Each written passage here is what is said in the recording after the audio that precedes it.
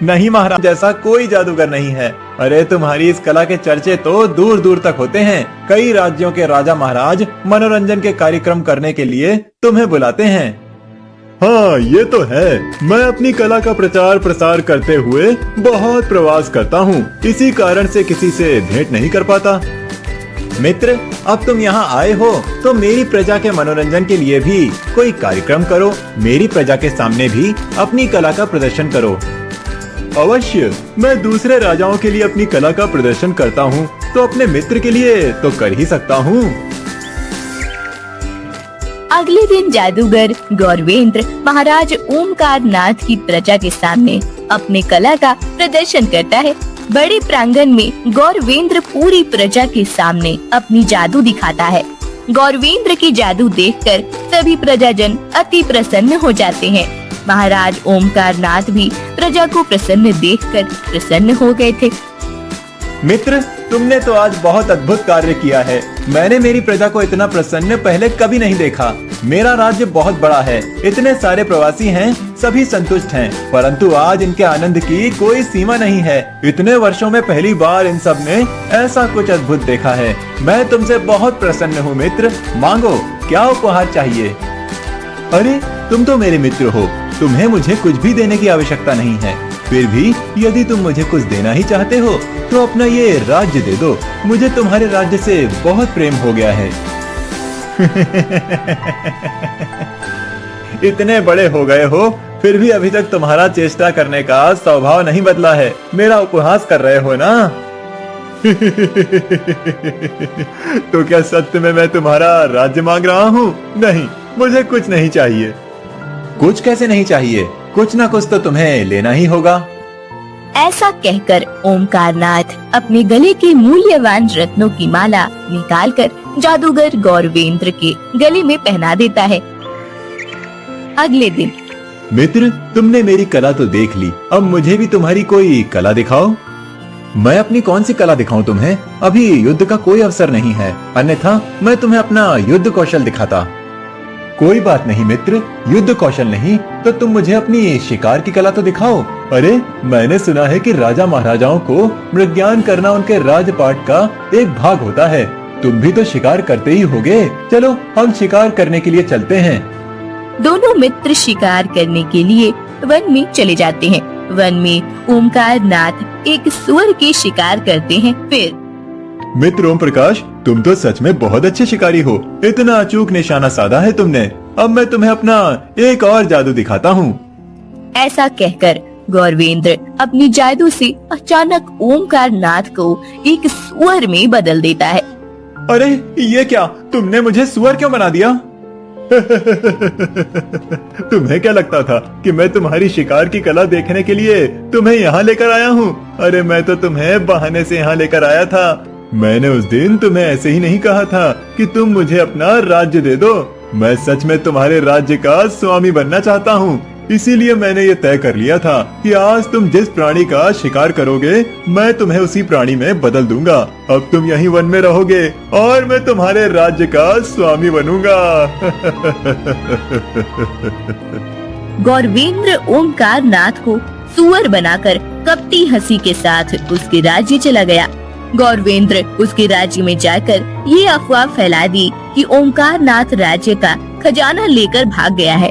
गौरवेंद्र ने अपनी जादू पूरी प्रजा पर चला दी। प्रजा ने उसे राजा स्वीकार कर लिया और ओमकार नाथ को भगोड़ा करार दिया। मुझसे तो बहुत बड़ी भूल हो गई।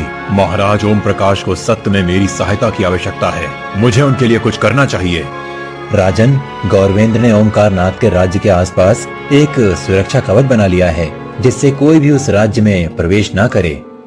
तो मैं उस सुरक्षा कवच को कैसे भेज सकता हूँ मुनिवर? आप ही मेरी कोई सहायता कीजिए। मुनिवर अपनी शक्ति से एक त्रिशूल प्रकट करते हैं।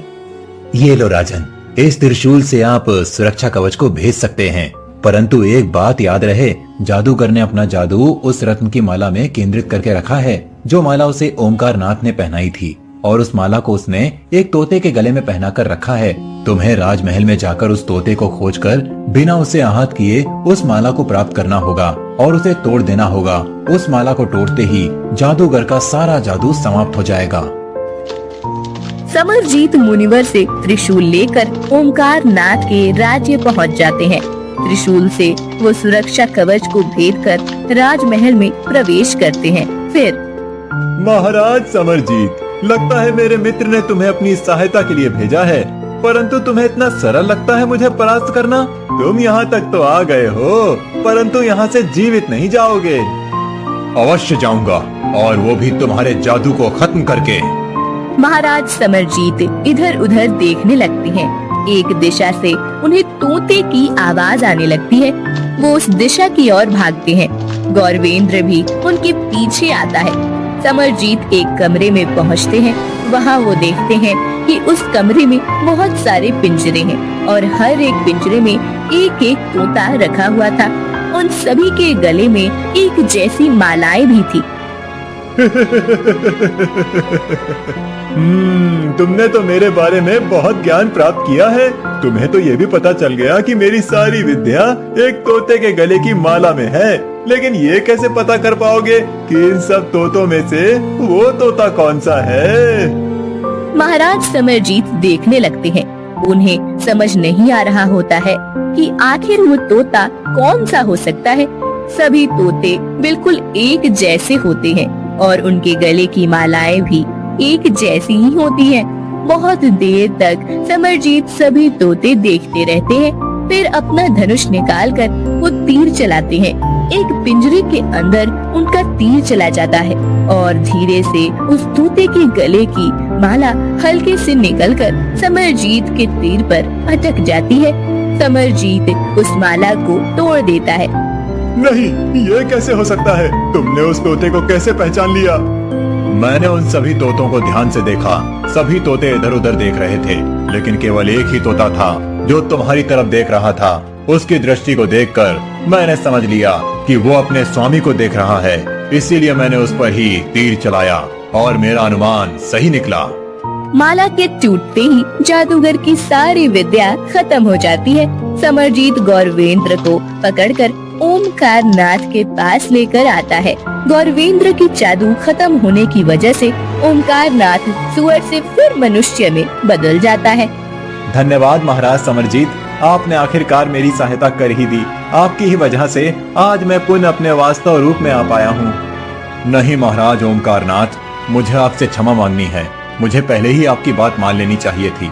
मैंने आपको मायावी समझ लिया था। वो तो मुनिवर की कृपा थी जिन्होंने मुझे आपकी पूरी कथा सुनाई और इस दुष्ट के बिछाए हुए सुरक्षा कवच को भेदने का मार्ग दिखाया। महाराज ओमकार नाथ, ये लीजिए अपराधी, इसे अब आप ही दंड दीजिए।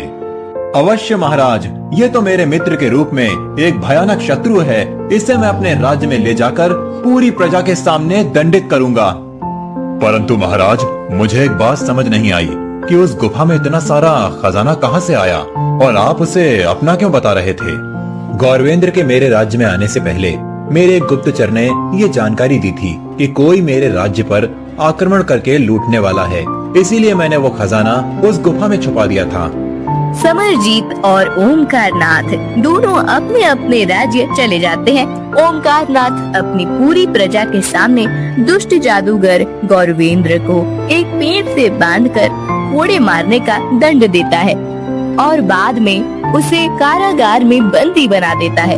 ओमकार नाथ अपने राज्य का भार एक बार फिर से अपने सर पर ले लेता है।